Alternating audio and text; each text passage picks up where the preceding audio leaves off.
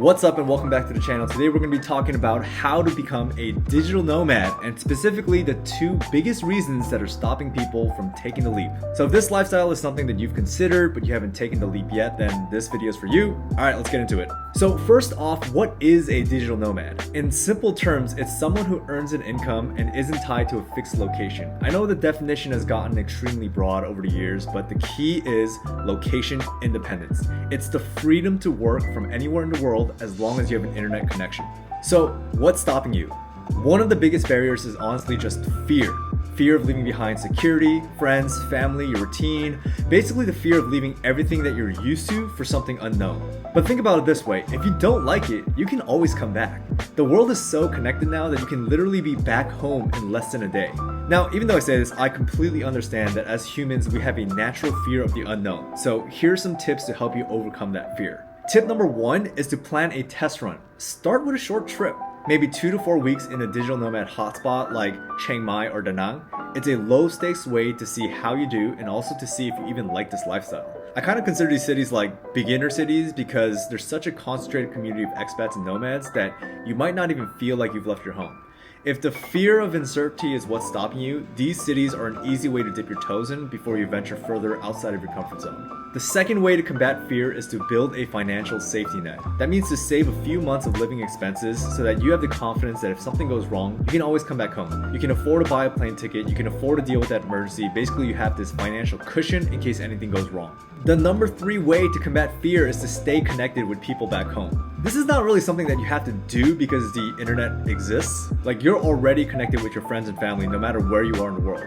I call my mom and text my friends back in LA all the time, and it doesn't really matter if I'm on the other side of town or on the other side of the world. I think after you realize that distances are not really like a big deal anymore in the world, it kind of breaks away that fear. Like, once upon a time, it used to be scary to be far away because it would take you like 2 months on horseback to get back home. But now you just hop on a plane, 12 hours later, you're on the other side of the world. The overall theme here is you don't have to go all in immediately. There's no burning the ships here. Just start with day one and know that there's always a pretty easy way to get back home. So fear is the first reason that's stopping you from this nomadic lifestyle. But now we gotta talk about money.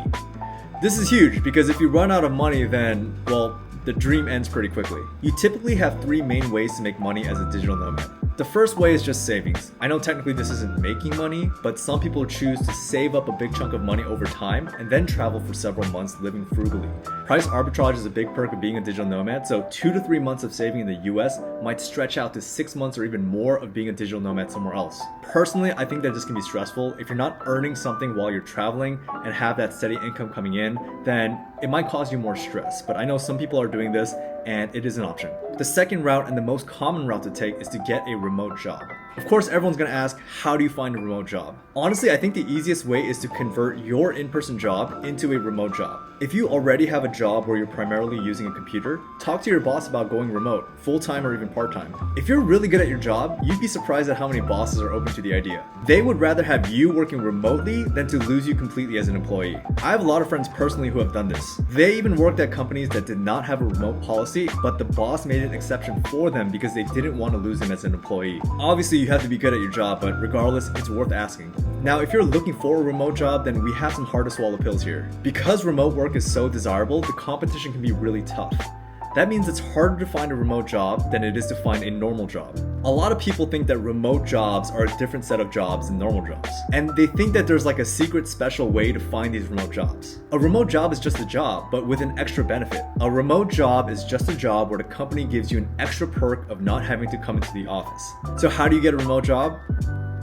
The same way you get any other job. You search, you apply, and you interview well. The best piece of advice that I can give you is to give the employer a reason to hire you over someone who's willing to come into the office. Now, the ultimate reason would be that you're just better at this job than everyone else. Or maybe you have a unique skill set that's really hard to find. Honestly, another way would be if you're willing to do the same quality of work for lower pay. Any employer would rather hire someone in person than remote, unless you give them a good reason that benefits them. The third way to make money as a digital nomad is entrepreneurship. This is how I make my money, but surprisingly, I would actually not recommend this route for new nomads. Becoming a digital nomad is already a big unknown, and entrepreneurship is an even bigger unknown. You don't want to be stacking these unknowns on top of each other and having to deal with both frontiers at the same time. I was already an entrepreneur for 10 years, well before I became a digital nomad, and I know a lot of long-term digital nomads who eventually transition to entrepreneurship. However, if you're trying to start both at the same time, I think you're setting yourself up for a lot of stress. Now, I will give one exception, and that's what you're watching right now, and I'm talking about YouTube. Content creation, especially on YouTube, is set up so well. It's a form of entrepreneurship where YouTube already does 90% of the work for you. Even a small YouTube channel can earn enough to cover a digital nomad lifestyle. There is virtually zero startup cost and you have nothing to lose. I would highly recommend any traveler looking for income to try out YouTube. I honestly think that I gotta be careful using this term here, but one of the easiest ways to make money as a digital nomad. I am going to make a detailed video on how to get started as a travel YouTuber and everything I've learned along the way, so if you're interested in that, make sure to subscribe so you know when that video drops. The final piece of advice that I want to give to aspiring digital nomads is to get rid of your weights. These are heavy things that are weighing you down to one location and preventing you from traveling.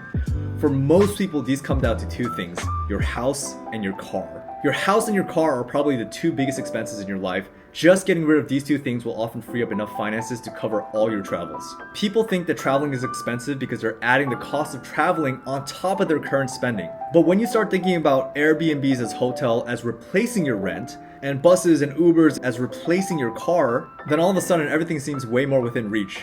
I got a bonus tip for you guys because I noticed this video is not 8 minutes long and I need it to be 8 minutes so I can monetize it on YouTube. Just being honest here. And that one final tip is pick a date and stick to it. Sometimes you just need to put something on the calendar to force yourself to do it. If you don't know what date to pick, then try this. Pick the date where your rental lease is up. That's what Kim and I did. We just said, look, our lease is up on this day. We no longer have the obligation for rent. We're not gonna sign a new lease. Let's just go and use that money that we would save on rent and flights and everything else we need at the new place. I know that taking the leap to become a digital nomad seems like a really daunting task at first, but if you break things down into these bite-sized steps, you'll see that each step is actually very manageable. If you thought about becoming a digital nomad but you haven't done so yet, let me know in the comments, what's the number one thing that's holding you back? If you're already a digital nomad and you have advice for aspiring digital nomads, leave those tips in the comments as well. And to wrap up, I want to leave you with this quote. For what it's worth, it's never too late, or in my case too early, to be whatever you want to be. There's no time limit. Start whenever you want. You can change or stay the same. There are no rules to this thing. You can make the best or the worst of it. I hope you make the best of it. I hope you see things that startle you. I hope you feel things that you've never felt before. I hope you meet people who have a different point of view. I hope you live a life you're proud of. And if you're not, I hope you have the courage to start over again. See you guys on the next video. Peace.